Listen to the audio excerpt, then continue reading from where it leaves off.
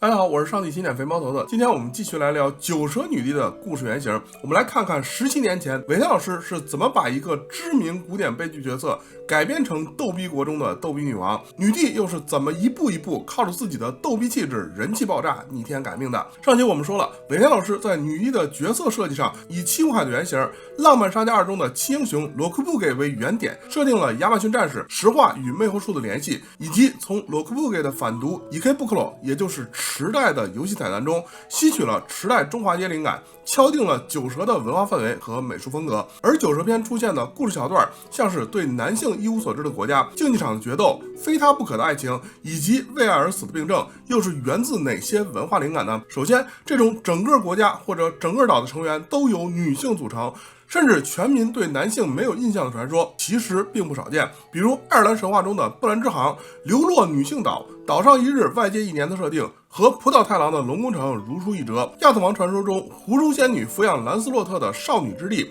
莺莺燕燕可称山治梦想的欧鲁布鲁，再到中世纪骑士文学中的少女岛，岛上的女性居民逐渐从柔弱仙女变成了女战士啊，这就和海贼王的女人岛有了几分神似。然而这一切的源头其实都是来自同一个欧洲人对遥远异域的幻想起源，希腊神话文学中的亚马逊族。没有错，尾田老师的借鉴往往就是这么直接，跳过了所有终端作品知识源头，但是他选的具体内容版本，我们华语观众可能看过的就比较少。最有名的亚马逊传说有2个，一个是赫拉克勒斯的12试炼之一，夺取亚马逊女王希波吕特的黄金腰带。赫拉克勒斯先是和希波吕特达成协议，但天后赫拉在亚马逊族散播谣言，导致赫拉克勒斯不得不与亚马逊全族为敌，强夺腰带。这个亚马逊女王的故事被改编的比较少，大众文化中希波吕特登场的可能只有神奇女侠的老娘啊，而海贼王中尾田老师设定的亚马逊族显然是大众文化中标配的亚马逊族战士形象，族人全由女性组成，视男性如仇敌，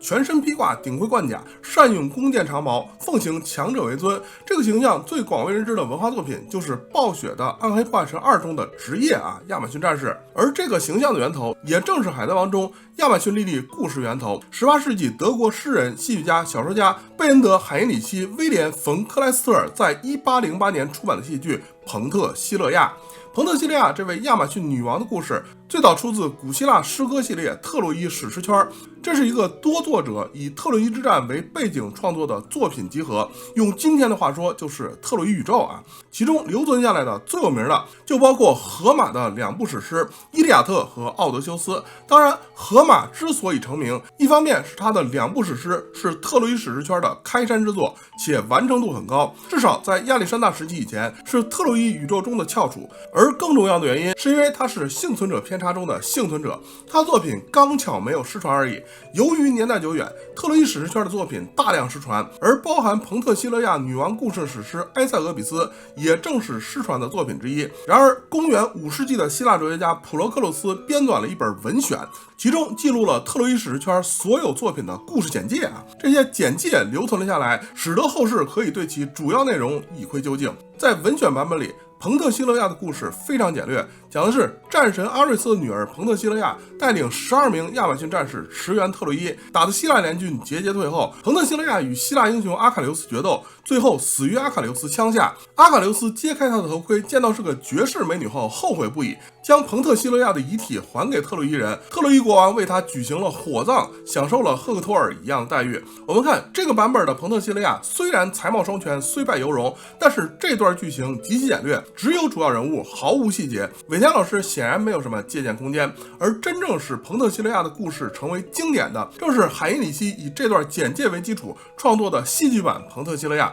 包括我们上期说的《浪漫杀家2》中的亚马逊族，以及《暗黑破坏神2》中的亚马逊族，都主要受这部作品的设定影响。而海贼王中的亚马逊莉莉则更是在一些细节上有着蛛丝马迹的还原。今天我们就来扒一扒。在海因里希版的彭特希勒亚中，与原始版本的特洛伊方援军设定不同，彭特希勒亚所率领的并非只有12人的战士小队，而是一支全体族人组成的女性大军。这支军队在特洛伊之战双方杀得难分难解之际，突然冲入战团，同时对希腊联军和特洛伊军队双方发起攻击，双方英雄当者披靡。这个个初始设定就比希腊传说中猛了不少。海贼王世界中的九蛇海贼团自古以来就是同时对海军海盗双方实施打劫，主打一个认钱不认人啊！无数中将和罗杰都深受其害。在海因里希版的彭特西利亚中，亚马逊部族的外貌描写与众不同，他们居住在斯基泰人的森林之中，翻过绵亘曲折的群山，赶到特洛伊城下，身穿蛇皮，战欲狂热。海贼王中的九蛇岛上也是群山环绕，路飞进岛后首先接触的自然景观就是岛外的森林，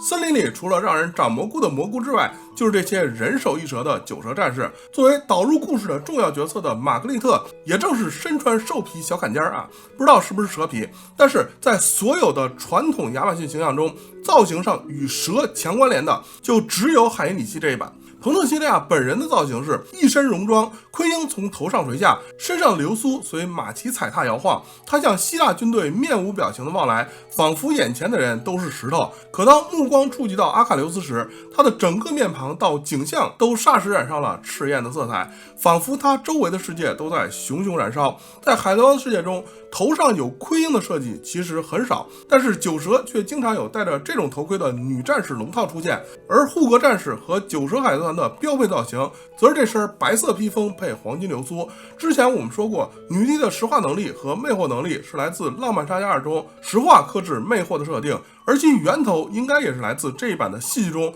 彭特西利亚看所有男人都像石头，而看到新上任阿喀琉斯之后，立刻红霞满面，心动不已的反差萌状态。海贼王中的女帝则是对所有不喜欢的人都可以配合魅惑之力施展石化术，只有对路飞这个新上人石化无效，还脸红到浑身发烧。彭特西利亚率领的亚马逊军队抓到了众多青壮奴隶，但是他依然不肯急流勇退，还是在战场上狂追阿喀琉斯。这是因为亚马逊族人参战的目的就是在战场上抓到足够的勇士，等到玫瑰节的日子在神庙中与其共度一宿啊，非常的抓劲儿。其中有一幕是亚马逊的孩子们冒着风险从悬崖上采来大量的玫瑰花，因为彭特西利亚为了阿喀琉斯一人拖长了战争，准备提前庆祝玫瑰节。然而一次意外的绊倒，亚马逊密集的马队连环摔成了一团，整个攻势受挫。阿喀琉斯带领希腊人趁势发起反击，彭特西利亚眼看战事失利，一剑斩了女孩们送来的玫瑰花环。海贼王的世界里没有这个香艳的仪式，村里的孩子们送来的是辛苦做成的粘土塑像，当然也是被任性的摔成碎片。彭特西利亚带领小股部队突袭阿喀琉斯，两人远离双方大军，在一处悬崖下短暂交手。阿喀琉斯毕竟武功更胜一筹，长矛把彭特西利亚打昏在地，女王成了他的俘虏。然而此时阿喀琉斯也爱上了彭特西利亚，由于亚马逊的规定只有亲手俘虏男人才可以共度玫瑰节，所以阿喀琉斯听了亚马逊副官普罗妥耶的计策，假装自己是输在了彭特西利亚手上，想要成就这段阵前姻缘。彭特西利亚信以为真，大起过望，向阿喀琉斯说出了亚马逊的历史。原来亚马逊族曾经被埃塞俄比亚王国入侵，族内男丁全被杀光，而女人都做了奴隶。前年代女王忍辱负重，暗中联络族人收集族内的戒指、饰品、别针等零星金属，在灶火上铸成一把把匕首，在与国王的婚礼上带领全族女性杀光国王和来宾，解放了全族。从此亚马逊人不再信任男人，族内以强者为尊，人人割掉半边乳房，苦练骑射，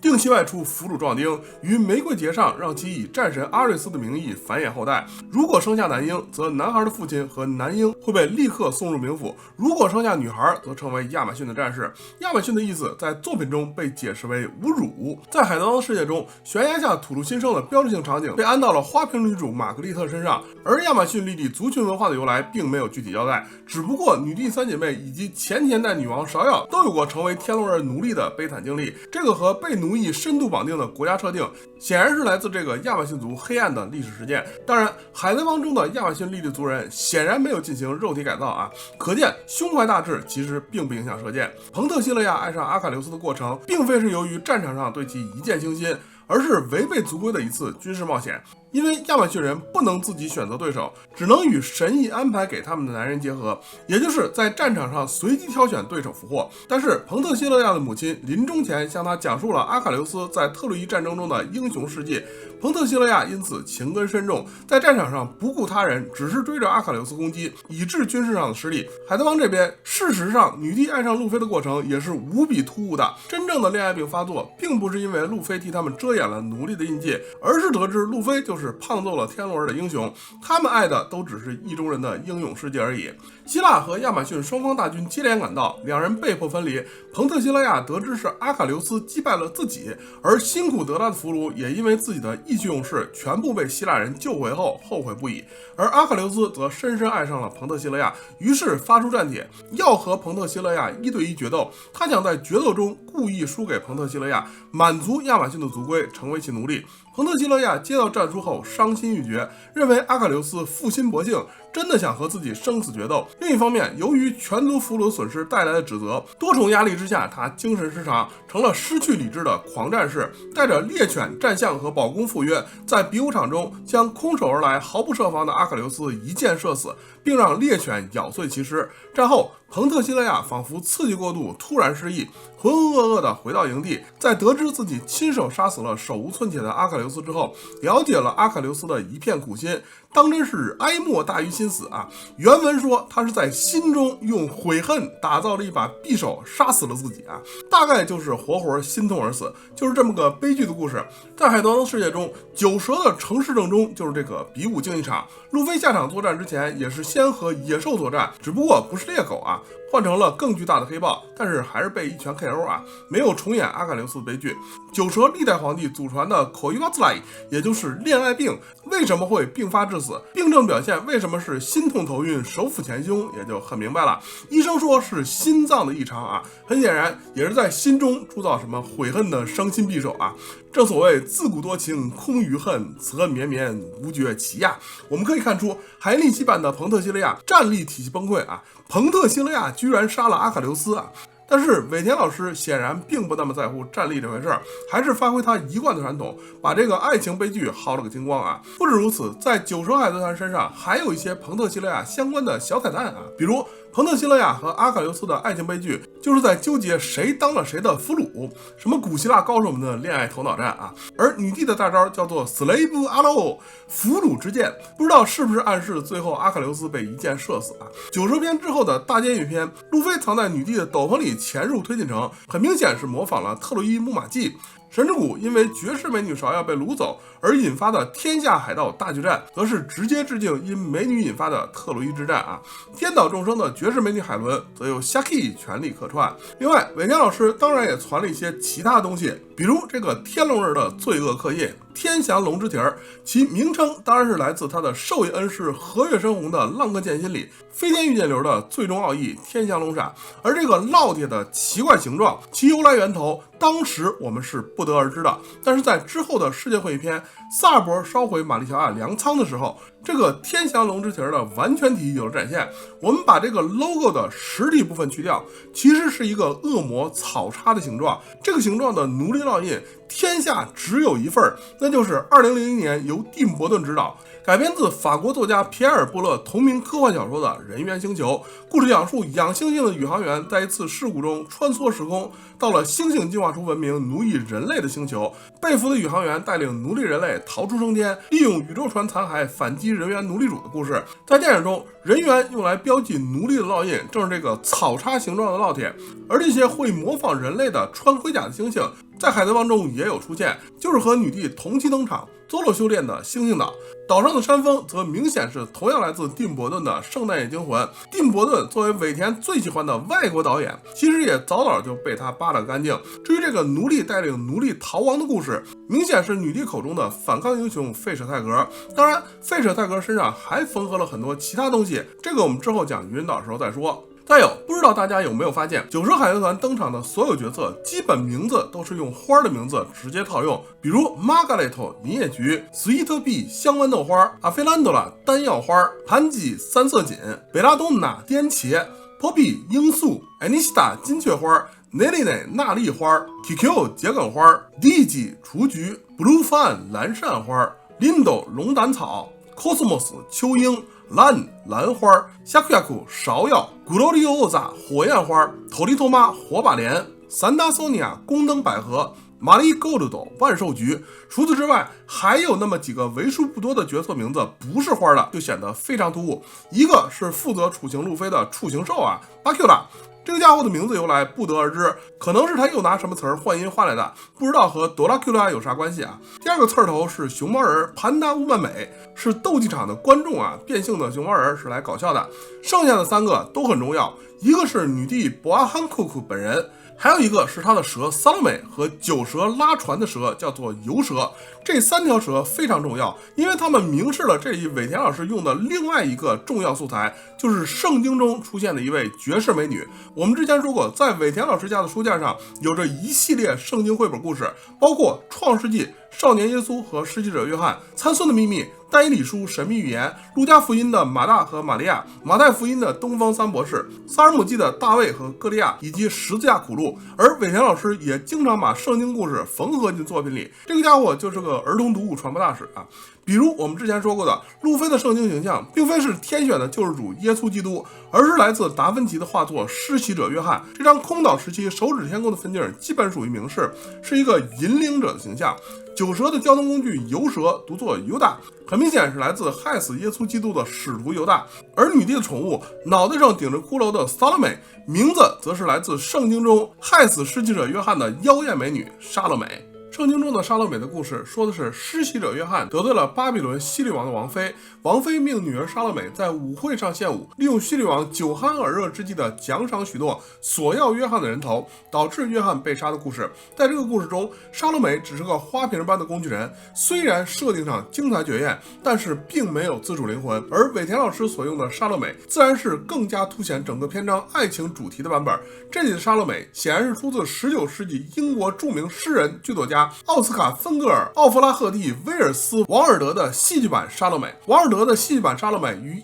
1893年写成，1896年首演。虽然仍然以圣经为蓝本，但却颠覆了以往基督教传统文化中的莎乐美形象。在剧中，双方矛盾的主因是因为施洗者约翰拒绝了莎乐美的爱，乱伦之主希律王早就对自己的女儿莎乐美心存邪念，于是莎乐美为希律王演出了7层纱舞之后，向父王索要了约翰的人头。然而当希律王把施洗者约翰的人头放在他面前时，他却捧着约翰的人头谈情说爱，倾情献吻，这使希律王大为震怒，下令也将莎乐美当场斩首，可以说是100多年前的早期病娇始祖。当然历史上的莎乐美并没有被杀，这里只是王尔德戏剧化的改编。在海贼王的世界中，面对美女诱惑一脸问号的路飞，也让一脸问号后的女帝恼羞成怒，把她五花大绑起来扔进了处刑场。只不过杨德雷变成了岑德雷，本质上还是个得不到就毁掉的路数。通过九蛇这个爱情为主题的篇章中，明显借鉴的这2个戏剧，我们可以看出尾田老师眼中最有人气的爱情选题，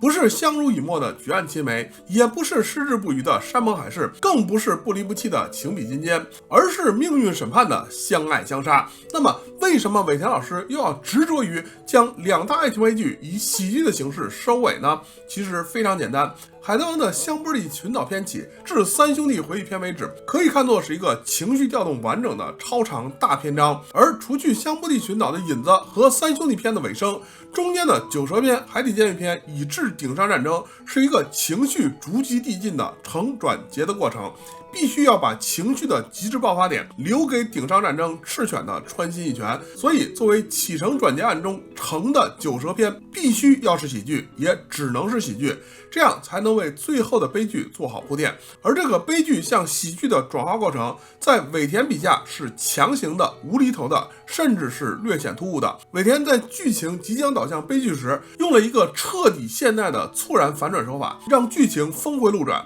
路飞的以德报怨只是提供了双方谈话的可能，但是恋爱爆发的过程中，路飞没有做任何改变，只是他揍过天龙人的行为标签被重新认知，汉克克原本的世界观逻辑被打破，情感反转极其迅速，几乎跳过了所有的内心挣扎与情感铺垫，完成了喜剧机制中的逻辑飞跃，用设定冲突和信息揭示带来滑稽转折。这种手法在我们华语观众熟悉的港片无厘头喜剧中非常常见，比如唐伯虎点秋香中的秋香，华安是他讨厌的下人，但是当其4大才子的身份被揭穿，下一秒就成了他的偶像。再比如武状元苏乞儿中的如霜，他嘴上说喜欢的人是一人之下万人之上，武功盖世状元之才，而主人公苏灿在广东一出场就符合这个择偶条件，只不过披了纨绔的外衣。不管是之后的武状元还是丐帮帮主，外在条件没有任何改变，英雄的内核才是他择偶的唯一标准。海贼王中的汉考克也是一样，嘴上说着讨厌所有男人，其实只是没有碰到那个敢揍天龙人的人。也就是说，路飞一直是理想恋人，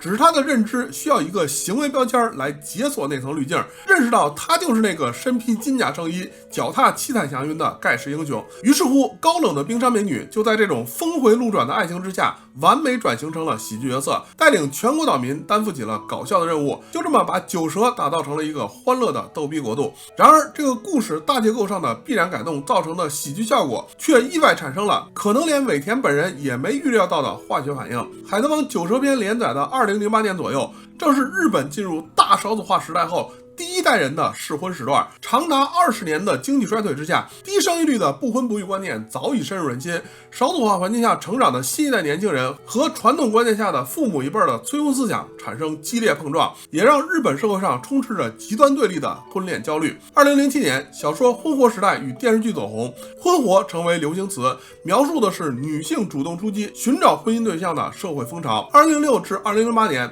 草食系男子一词爆红，描述的是不主动、不强势、温和不好色、不求主动追求异性的年轻男性群体。社会上开始出现女性比男性更主动现象的讨论。海贼王中这个主动出击又有趣的高岭抓设定，显然让日本阿宅们兴奋不已。而这种好评反馈，则可以立刻反映在五色铺海贼团 Gallery 的明信片数据上。只需1至2周，尾田即可得到稳定的市场反馈。而制作周期更长的东映动画版《海贼王》在这里体现的就更加明显。推进城前的准备时间几乎由女帝的恋爱小剧场全力顶上，她越发春，观众就越喜欢，观众越喜欢，东映就越加码。为了《海贼王》30金代付出的太多。本质上来说，这种人气是当年日本婚恋市场的集体焦虑合力下产生的意外惊喜。但是尾田荣一郎毕竟是尾田荣一郎，借由市场的反馈推进，尾田老师显然顺手推舟的将女帝的人物弧光做了进一步的加强。在九蛇篇结尾时，尾田的设计很可能只是将古典悲剧角色的基调淡化，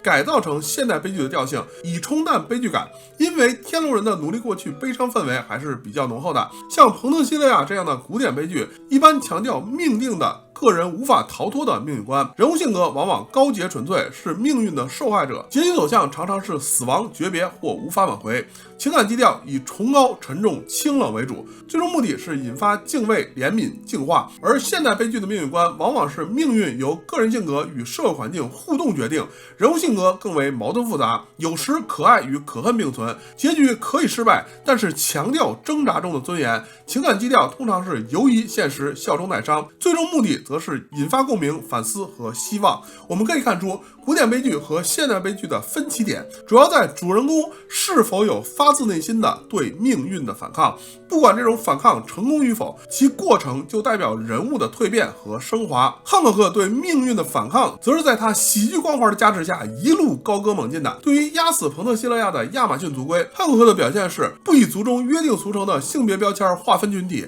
把路飞开放展览，和所有族人打成一片，甚至默许出售握手券的商业化行为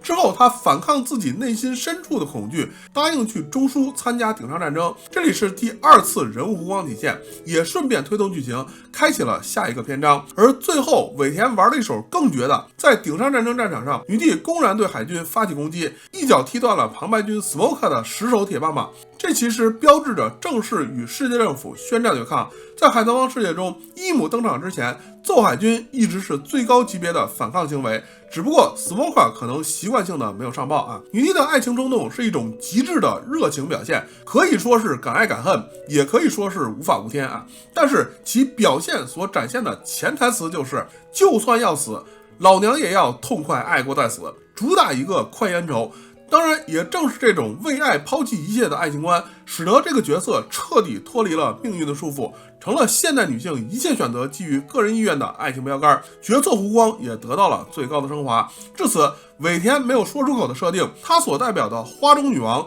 玫瑰的气质才真正得以完整体现。因为红玫瑰的花语正是美、爱和热情。它的口头禅 Koi wa itsute mo hurricane 这句东海的谚语最早出自《海贼王》第9卷1999年连载的第76话山治台词。由于时隔久远，我们读者可能早已忘记，但是其华语翻译爱情就像龙卷风这句经典歌词我们却再熟悉不过。龙卷风是千禧年初台湾天王周杰伦的成名曲之一，其中爱情来得太快就像龙卷风一句脍炙人口，在当年流传甚广。其发行年份是2000年12月，作曲的在日台湾歌手徐若瑄也是众所周知的老二次元。考虑到创作时间的高度重合，我们有理由相信徐若瑄的歌词创作很有可能借鉴了当时连载渐入佳境的《海贼王》中的金句。这个跨越9年的爱情彩蛋语录，以一种我们华语读者熟知的形式再次出现。这种墙内开花墙外香的跨国文化体验，应该也是日本本土读者和作者尾田老师本人难以感受到的吧。那么今天就到这里，我们下期再见。